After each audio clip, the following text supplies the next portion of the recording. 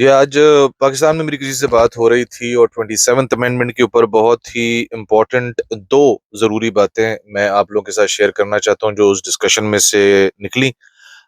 उसमें ज़ाहिर है एक सबसे इम्पोर्टेंट आर्मी चीफ साहब की इम्यूनिटी वाला जो मामला है उसके ऊपर बात करेंगे।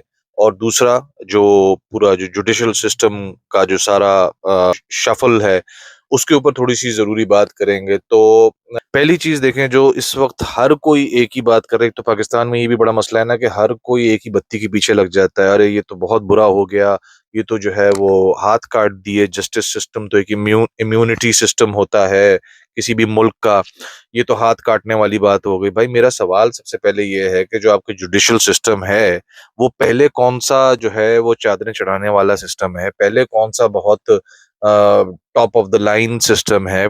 जस्टिस सिस्टम का हशर जो पिछले सालों साल से सबके सामने है। किसी को भी जस्टिस मिलना एक अजाब है पाकिस्तान के अंदर। जो लॉ एंड ऑर्डर की सिचुएशन है पाकिस्तान में उसका सबसे बड़ा रीजन आपकी जो जुडिशरी है उसके। और आपके सामने बहुत सारे नाम हैं, जस्टिस कयूम आपके सामने हैं, फायज ईसा आपके सामने, और बड़े जजेस हैं। ये हमारी पूरी जो हिस्ट्री है भरी पड़ी है ऐसे जजेस के साथ जो बाद में टेंटेड साबित हुए। तो और अगेन मैं बिल्कुल इस बात को मानता हूं कि आपकी इम्यूनिटी सिस्टम होता है किसी भी मुल्क का, बट इम्यूनिटी सिस्टम जिस लेवल का सड़ चुका है इस वक्त पाकिस्तान का, तो उसके ऊपर ये मातम मनाना कि जी उस सिस्टम को क्यों छेड़ दिया और उस सिस्टम के अंदर क्यों चेंजेस कर दिए। पार्लियामेंट में अब लोग यानी कि पार्लियामेंट के जो लोग हैं वो अब फाइनली जो है वो उसको डिक्टेट करेंगे। भाई आपकी पार्लियामेंट कहाँ से रन होती है? पार्लियामेंट आपकी स्टैब्लिशमेंट रन करती है, ठीक है। तो आपको ये लग रहा है कि वो जो आपके मैट्रिक और 8वीं पास जो आपने भरी भरे हुए हैं अपनी पार्लियामेंट्स के अंदर वो फैसला करेंगे, वो फिगर आउट करेंगे आपकी जो ये जो जो पूरा जुडिशरी के अंदर जितनी भी सारी मामलात हैं उनको हैंडल करने का। भाई आपकी स्टैब्लिशमेंट रन करती है वो। अब मेरा मुकदमा क्या है? पहली चीज तो जाहिर है कि एक बिल्कुल ही बेकार ठुका हुआ सिस्टम है जुडिशरी का इस वक्त पाकिस्तान का। उसके अंदर मेजर चेंजेस की जरूरत थी और this was imminent. Supreme court के ऊपर एक सुपरवाइजरी बोर्ड बनाना, मैं इसके फेवर में हूं। और अगेन देखें, एक तो जो बत्ती के पीछे लगे हुए लोग हैं वो तो आप करें, लेकिन देखें there has to be the other side of the story too. आप कोसना है तो कोसने के लिए आपके पास 20,000 वीडियोज हैं, आप वो देखें।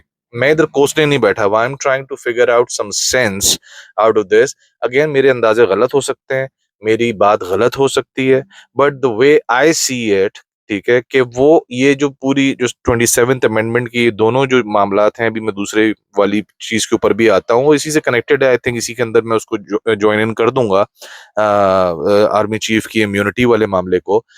बट माई पॉइंट इज कि ये जो जुडिशरी का आपका सिस्टम हो, सिर्फ और सिर्फ मैं इसको साइड सिर्फ इसको मैं वो नहीं कर रहा हूँ कि जी जुडिशरी सिस्टम आपका पूरा पूरा का पूरा जो माशरा है, पूरा पूरा सिस्टम आपका तबाह है। कोई डेमोक्रेसी डेमोक्रेसी नहीं है आपके मुल्क के अंदर, ठीक है ना। आपके यहाँ कोई लॉ एंड ऑर्डर का सिस्टम है ना, कोई सिक्योरिटी है ना, कोई एजुकेशन सिस्टम है, कोई भी सिस्टम नहीं है। तो इस वक्त जो मेरा पॉइंट है इस चीज को लेके कि ये जो पूरी शफलिंग हुई है जुडिशरी के अंदर, ये होना जरूरी थी। पहली बात ये। दूसरी बात ये कि भाई जब आपको एक बॉडी के अंदर से एक इतना बड़ा कैंसर है आपकी बॉडी के अंदर, उसको जब तक काट के बाहर नहीं निकाला जाएगा, जब तक आप वो जो पेन किलर्स दे के, टेलेनॉल और पैनाडोल दे के आप उसको नहीं चला सकते। अभी चलाया, अभी जो जुडिशरी का सिस्टम हो, चाहे मैं बाकी तमाम सिस्टम्स की भी बात कर रहा हूँ,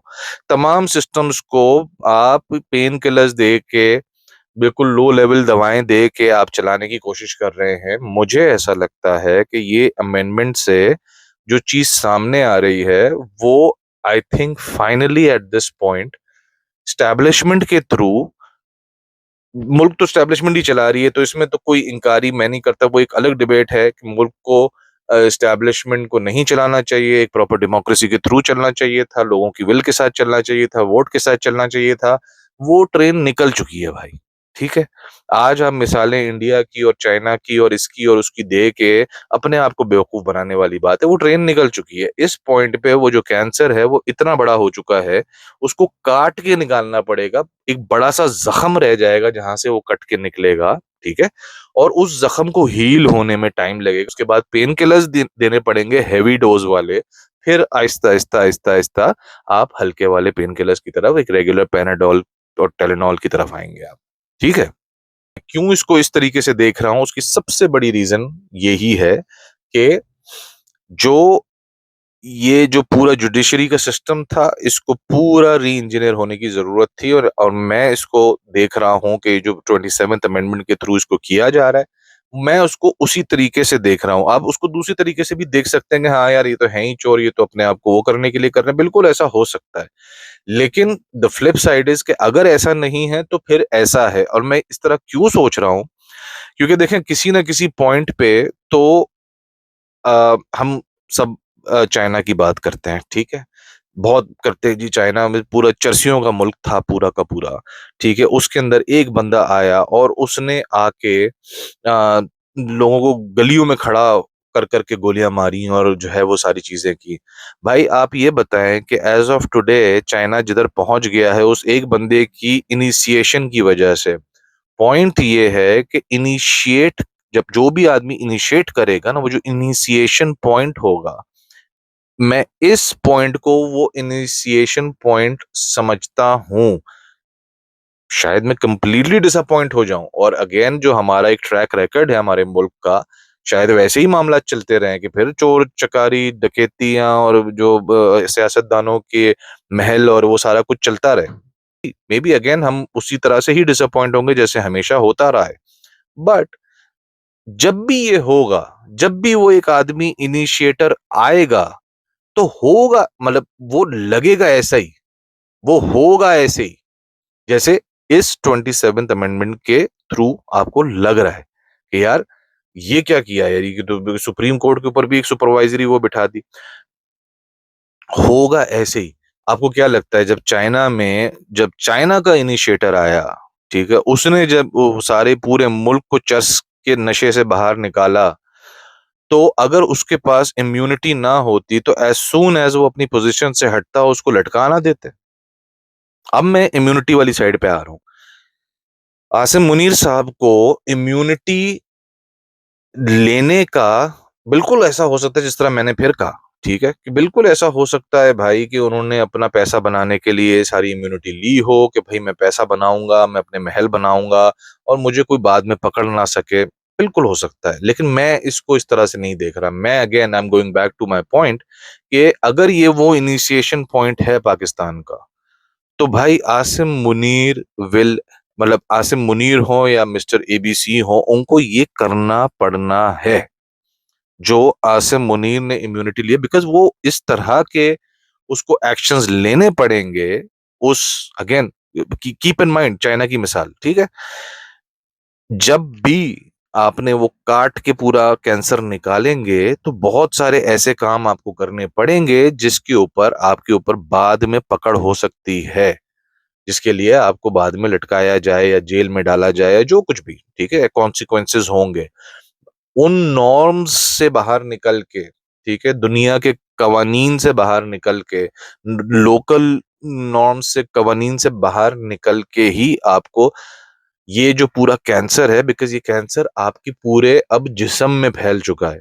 आपके रेडी वाले से लेके आपके प्रेसिडेंट तक ये पूरा कैंसर फैला हुआ है। बीच में कुछ आपके एक्सेप्शंस हैं जो हैं। अब एक्सेप्शन से पूरा मुल्क बचने वाला नहीं है। ठीक है। मुल्क को अगर आपने निकाल के लेके जाना है, सबसे बड़ी मिसाल है पिछले 3 सालों के अंदर, पिछले 3 सालों के अंदर जब से आसिम मुनीर साहब प्रैक्टिकली मुल्क को रन कर रहे हैं, इसके अंदर तो अब कोई डिबेट नहीं है ना। ठीक है। प्रैक्टिकली जो एस्टैब्लिशमेंट है, आसिम मुनीर साहब है, मुल्क को रन कर रहे हैं।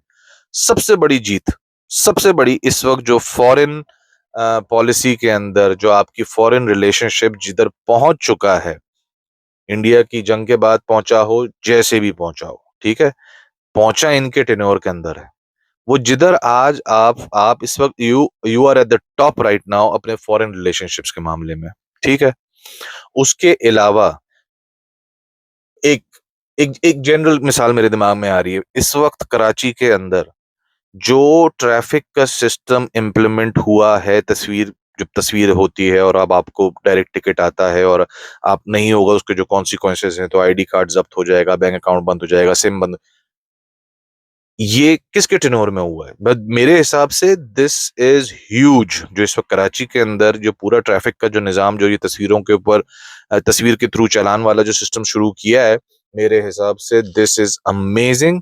ये एक एक आपने huge leap towards fixing the system की तरफ आपने ये लीप ली है। ये किसके टेनोर में हुआ है? ये मैंने सिर्फ आपको एक इंटरनेशनल, एक लोकल, एक एक मिसाल आपको खाली अभी दी है पिछले 3 सालों के अंदर। लोग कह रहे हैं ना कि भाई ठीक है, अच्छा ऐसा ही है, तो भाई किया क्या है? किया ये है, ठीक है, आपकी फॉरेन पॉलिसी। इस वक्त आपका जहाज के ऊपर बोलियां लग रही हैं दुबई शो के अंदर, ठीक है। आपके लोकल इंडिजिनस जो आप बेसिकली चाइना के साथ मिलकर जहाज जहाज बनाते हैं, JF-17, उसके ऊपर लोग बोलियां लगा रहे हैं। वो उसको उसके आपको ऑर्डर्स मिल रहे हैं इस वक्त, ठीक है। क्यों? क्योंकि आपने साबित किया है, ठीक है। आपके इस वक्त रिलेशनशिप, जब पाकिस्तान इंडिया की पूरी जंग हुई, इंडिया अकेला खड़ा रह गया था पाकिस्तान के साथ। 6 से 8 मुल्क पाकिस्तान के साथ खड़े हुए थे।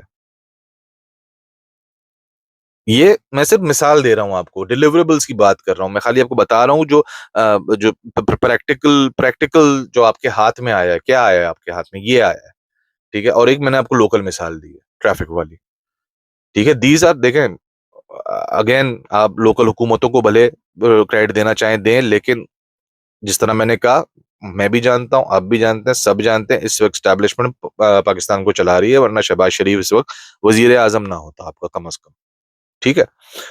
तो ये इनके टेनोर में हुआ है। दीज आर बिग फिक्सेस, ठीक है। ये बिग फिक्सेस जो आपके हो रहे हैं इस वक्त, ये हो रहे हैं आसिम मुनीर साहब के टेनोर के अंदर, ठीक है।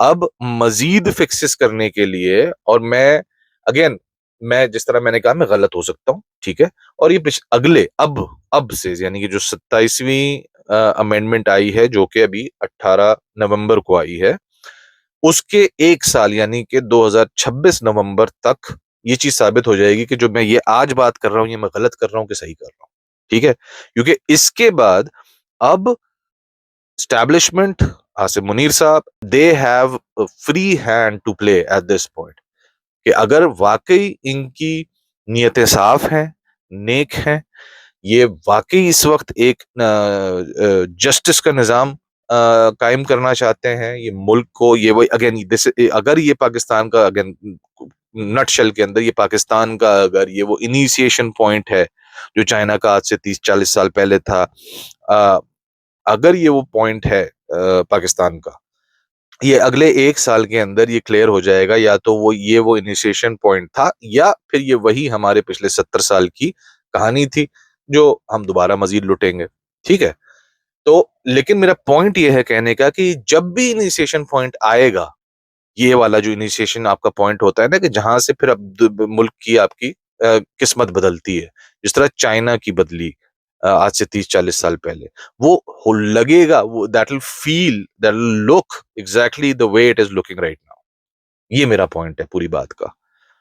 इसमें प्लीज मुझे मिसाल इंडिया की मत दीजिएगा। इंडिया वाली जो वो वाली जो ट्रेन है ना, वो जो एक ऑर्गेनिक वाली जो ट्रेन है, कि जी वक्त के साथ साथ आप इवॉल्व होती है, डेमोक्रेसी इवॉल्व हो के मेच्योर होती है, वो वाली ट्रेन से पाकिस्तान निकल चुका। पाकिस्तान इस वक्त उस लाइन में खड़ा हुआ है जहां पे चाइना आज से, जो चाइना वाली जो मिसाल है ना, पाकिस्तान इस वक्त उस लाइन में खड़ा हुआ है। क्योंकि चाइना में जब 30-40 साल पहले जो सिचुएशन थी ना, उस वक्त कोई एवोल्यूशन का टाइम नहीं था। उस वक्त इस चीज का टाइम था नहीं कि जी अब आप सिस्टम्स को इन प्लेस करें आहिस्ता आहिस्ता करके, और आहिस्ता आहिस्ता डेमोक्रेसी उसके अंदर आप इंस्टिल करने की कोशिश करें, और आहिस्ता आहिस्ता चीजें इवॉल्व होंगी और चीजें डेवलप होंगी। पाकिस्तान एग्जैक्टली अभी वो वाली ट्रेन जो इंडिया इंडिया या वो वाली जो मिसाल है ना, ऑर्गेनिक एवोल्यूशन वाली, वो मिसाल खत्म हो चुकी है। वो वाली ट्रेन पाकिस्तान छोड़ चुका है। अब पाकिस्तान उसी वाली ट्रेन पे खड़ा हुआ है जहां पे आपने काट के कैंसर निकालना है।